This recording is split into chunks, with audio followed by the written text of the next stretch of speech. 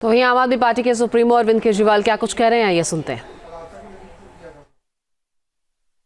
बस न जाने कितने हमारे कैंडिडेट्स आ चुके हैं।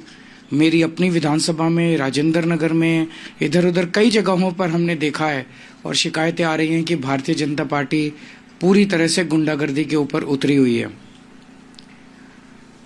कोई भी पार्टी या कोई भी कैंडिडेट हिंसा क्यों करता है? उसे हिंसा करने की जरूरत क्यों पड़ती है? वो तभी हिंसा करता है जब वो देखता है कि बाकी अन्य अहिंसात्मक तरीके से, शांतिपूर्ण तरीके से उसका जीतना असंभव है।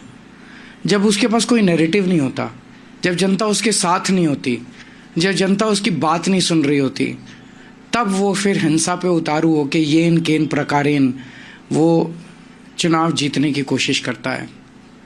आज दिल्ली में भारतीय जनता पार्टी की यही हालत है। पूरी दिल्ली में भारतीय जनता पार्टी अपनी ऐतिहासिक हार की तरफ धीरे धीरे, या मैं कहूँ तेजी से बढ़ती जा रही है। ये हार ऐसी होने वाली है भारतीय जनता पार्टी की, शायद भारतीय इतिहास के अंदर लिखा जाएगा कि एक पार्टी थी जो इतनी बुरी तरह से हारी। उसकी वजह से अब इसकी कमान अमित शाह जी ने संभाल ली है केंद्र में, और पूरी दिल्ली पुलिस को कानून व्यवस्था से विड्रॉ कर दिया गया है।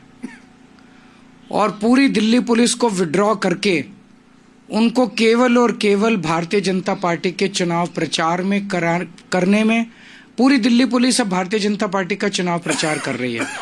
और चुनाव प्रचार कैसे कर रही है?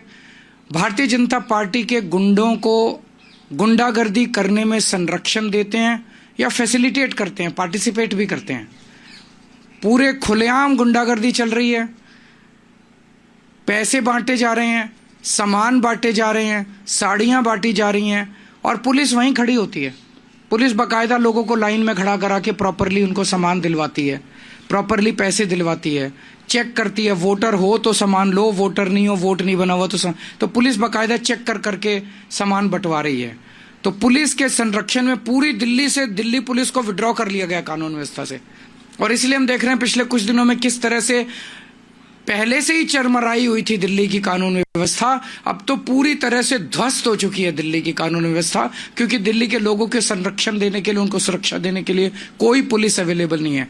सारी दिल्ली पुलिस केवल और केवल भारतीय जनता पार्टी को, गुंडागर्दी को संरक्षण देने के लिए लगी हुई है। मेरी एक दो एसएचओ से बात हुई। उन एसएचओज ने मुझे जो बताया वो इतना खतरनाक है कि आप सुन के आपके रोंगटे खड़े हो जाएंगे। उन्होंने कहा जी सीधे एमएचए से आदेश आ रहे हैं, बीच में कोई सीपी नहीं है, कोई डीसीपी नहीं है, कोई स्पेशल सीपी नहीं है, कोई एडिशनल सीपी नहीं है। सीधे एमएचए से आदेश आता है एसएचओ को, फलानी फलानी जगह फलाने नेता की के आम आदमी पार्टी के नेता की मीटिंग डिसरप्ट करनी है।